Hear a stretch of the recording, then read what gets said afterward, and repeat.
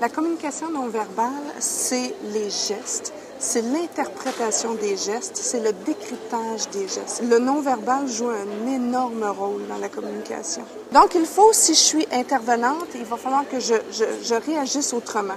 Il va falloir que je reste calme tout en étant vraiment directe.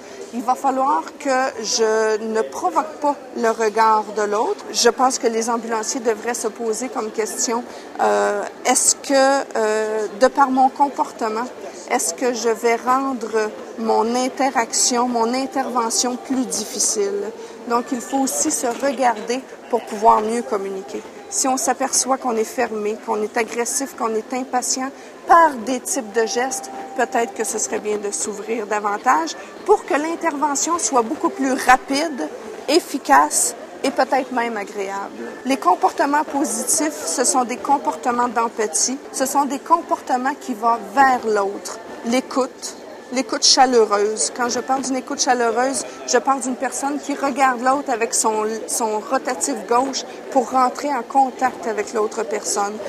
Ce sont des gens qui laissent ouvert tout le haut du corps pour montrer le désir de communiquer avec l'autre. C'est une personne qui va essayer d'être plus douce, d'être plus calme, d'être plus patient, de par ses gestes et de par ses paroles. Pour gérer des interactions négatives, il faut comprendre que le geste de l'autre devant nous peut avoir des répercussions sur mon propre comportement et donc ça peut débouler vraiment à une situation beaucoup trop négative. Si je commence à toucher l'autre personne et que je vois des signes de rejet, il va falloir que je fasse vraiment attention et que je lui apporte vraiment de la sécurité tout d'abord et ensuite, je vais pouvoir commencer à intervenir.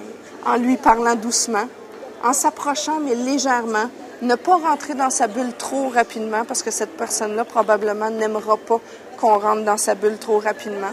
En ayant des gestes empathiques, de synchronisation même qu'on appelle, c'est-à-dire d'essayer de voir quel geste d'ouverture la personne peut avoir et essayer peut-être d'en provoquer également de notre côté pour lui montrer qu'on veut l'aider surtout.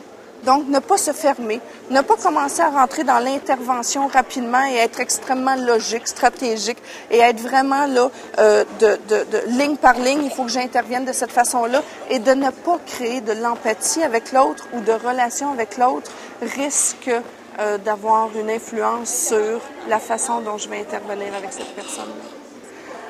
Les gestes d'impatience, si j'étais ambulancière, mes gestes d'impatience, ce seraient des gestes très rapides. Le regard fuyant, parce que je ne prends pas le temps de regarder l'autre, parce que je suis impatiente. Mes questions et mes réponses vont être très courtes. Je vais poser également des questions fermées, c'est-à-dire que je vais m'attendre à ce que l'autre réponde très rapidement et d'une façon courte à mes questions. Probablement que je vais être complètement tournée de cette personne-là. Je vais pas vraiment rentrer en relation avec la personne devant moi. Je vais plutôt être du type intervention logique, rationnelle et non pas empathique. Donc, ce sont des signes d'impatience, souvent, et qui en créent chez l'autre, évidemment, qui génèrent d'autres comportements chez l'autre parce que les comportements sont vraiment détectables par le non-verbal et détectables inconsciemment. Donc, on n'y peut rien, on reflète des choses à l'autre et l'autre réagit face à ça.